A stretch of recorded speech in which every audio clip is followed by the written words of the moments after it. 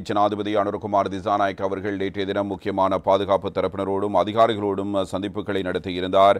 இந்த சந்திப்புகளின் பொழுது மக்களுக்கு தேவையான உடனடி நடவடிக்கைகள் எவ்வாறு எடுக்கப்பட வேண்டும் என்பதாகவும் தேவையான அளவு பணத்தினை அதற்காக ஒதுக்குமாறும் அவரால் கூறப்பட்டிருக்கிற செய்திகள் இவ்வாறு தரப்பட்டிருக்கின்றன.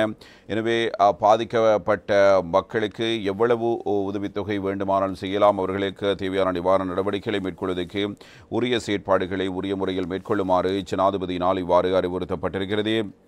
எனவே தொழில்நுட்ப தகவல்களை மாத்திரம் அடிப்படையாக கொண்டு செயற்படாமல் அனர்த்தங்களுக்கு முன்கொடுத்துள்ள பிரதேசங்களுக்கு சென்று தகவல்களை பெற்றுக்கொண்டு மக்களுக்கு அவசியமான நிவாரணங்களை உடனடியாக வழங்க நடவடிக்கை எடுக்குமாறு ஜனாதிபதி அனுரகுமார் திசாநாயக்க அதிகாரிகளுக்கு இவ்வாறு அறிவுறுத்தல் விடுத்திருக்கிறார். அதற்காக கீழ்மட்டத்திலிருந்து வலுவான பொறிமுறை ஒன்றை ஏற்படுத்த நடவடிக்கை எடுக்குமாறும் அவரால் கோரிக்கை விடுக்கப்பட்டிருக்கிறது.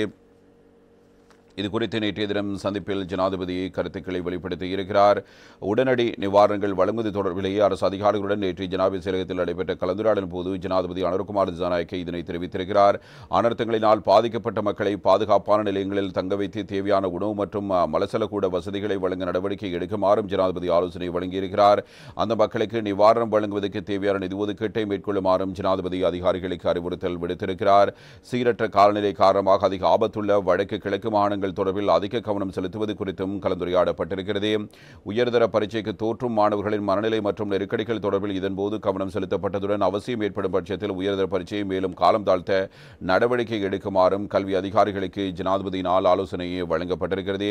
தற்போது மீன்பிடிப்பதற்காக கடலுக்கு சென்றிருக்கும் மீனவர்கள் தொடர்பில் தேடியறிந்து அவர்களை பாதுகாப்பாக கரை சேர்ப்பதற்கு அவசியமான வசதிகளை வழங்குவது குறித்தும் கவனம் செலுத்தப்பட்டிருக்கிறது. அனர்த்தங்களினால் பாதிக்கப்பட்டுள்ள மக்களுக்கு தரமான சேவைகளை வழங்கி பாதிக்கப்பட்ட மக்கள் தொடர்பிலான தகவல்களை பெற்றுக்கொள்ள நடவடிக்கை எடுக்குமாறும் ஜனாதிபதி அனுரகுமார் திசாநாயக்கவினால் இவ்வாறு கூறப்பட்டிருக்கிறது.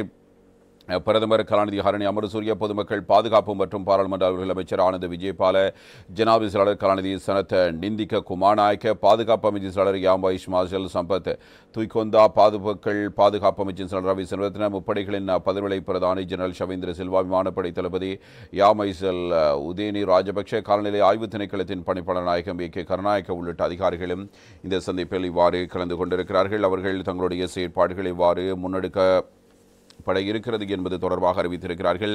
எனவே உயர்தர பரீட்சை தொடர்பில் நாளைய தினம் ஒரு இறுதி தீர்மானம் எடுக்கப்பட இருப்பதான விடயங்களும் இங்கு வெளிப்படுத்தப்பட்டிருப்பதை காணலாம். அந்த வகையில் பாதுகாப்பு செயலாளர் இது தொடர்பான ஒரு தகவலை வெளிப்படுத்தி இருக்கிறார். எனவே நாளை நாங்கள் இது தொடர்பிலான முடிவுகளை எடுப்போம்.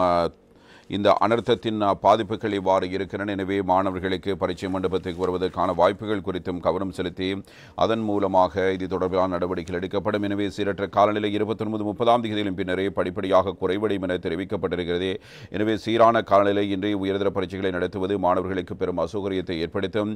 எனவே நாளை வெள்ளிக்கிழமை அனர்த்த முகாமைத்துவ மத்திய நிலையம், வளிமண்டலவியல் திணைக்களம் மற்றும் பரீட்சை திணைக்களம் என்பவை இணைந்து காலதாசித்து பரீட்சை ஆரம்பிப்பது குறித்து இறுதி தீர்மானம் அறிவிக்கப்படும் என்பதாக குறிப்பிடப்படுகிறது. சீரற்ற காலநிலையின் காரணமாக 27, 28 ஆகிய தினங்களில் பரீட்சைகளை நடத்துவதற்கு தீர்மானிக்கப்பட்டது. இந்த தினங்களில் இடம்பெறவிருந்த பரீட்சைகள் டிசம்பர் 21, 22 மற்றும் 23ஆம் தேதிகளில் நடத்த உள்ளதாக பரீட்சைகள் திணைக்களம் ஏற்கனவே அறிவித்திருந்ததற்கமைய நாளை மறுதினம் சனிக்கிழமை ஏற்கனவே வழங்கப்பட்ட நேர அட்டவணைக்கமைய உயர்தர பாடத்துக்குரிய பரீட்சை இடம்பெறும் என அறிவிக்கப்பட்டிருந்தது. எனினும் காலநிலை சீராகாமையின் காரணமாக அந்த தீர்மானம் மீளாய்வு செய்யப்படும் என அறிவிக்கப்படுகிறது. ஜனாதிபதியும் மாணவர்களுடைய மனநிலை அறிந்து அதற்கேற்றால் போல் செயற்படுமாறு இவ்வாறு கோரிக்கை விடுத்திருக்கிறார்.